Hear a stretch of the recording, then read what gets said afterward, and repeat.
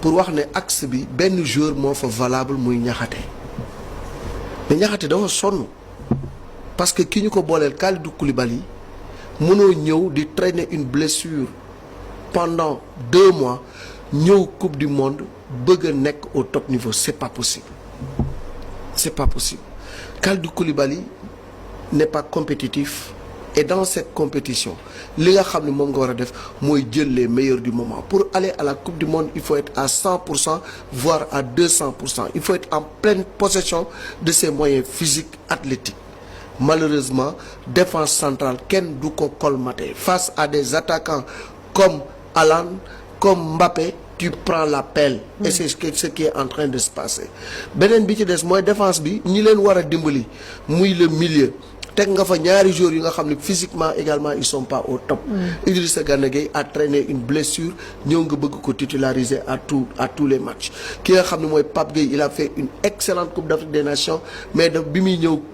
fii dafa nekk en baisse de régime dafa nekk en baisse de forme. Donc si tu as 2 milieux défensifs yu nga xam ne taxawuñu plus un défenseur central bu taxawul mais sa défense bi comme sendal lay mel.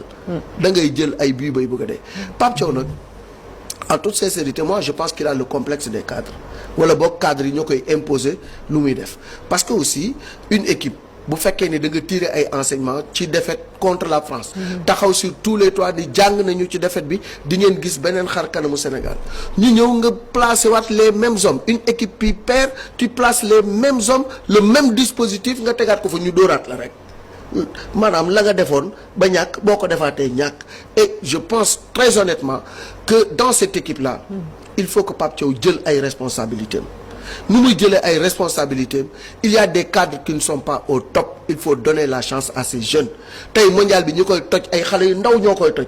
nga am tey Ibrahima Mbaye qui est au mieux de sa forme qui a envie de prouver quelque chose tout le temps tu le mets sur le banc démb bi classement bi génne ñëpp dañu ni non xëy na lii gars yi dañu juum mais Pape Thiaw ñi ma wala tegaat lii mais Ibrahima Mbaye doit démarrer ce match là c'est pas un problème d'âge c'est un problème de talent c'est un problème de kilos c'est un problème d'état de forme Ibrahima Mbaye est au sommet de sa forme nga dugal Bara Sapoko match amical mu won la ni man dama war a titulaire depuis lors nga jël ko teg ci banc bi doo ko sax dugal Assane Diao nekk ci banc bi kenn xamul wér na wérul kenn xamul non mais c'est pas possible quoi on a une équipe bu nga xamante ni nii effectif bi ñu am entraîneur bu ko amoon mën nga toj mondial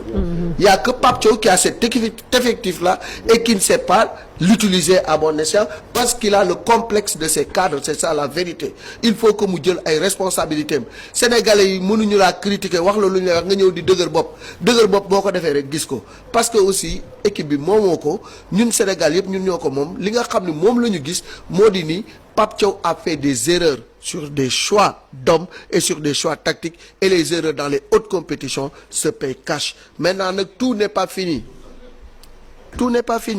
il nous reste encore benn match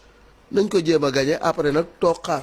yàlla bon xaar yeneen groupe les 8 ouais, non ça dépend même pas des buts c'est les 8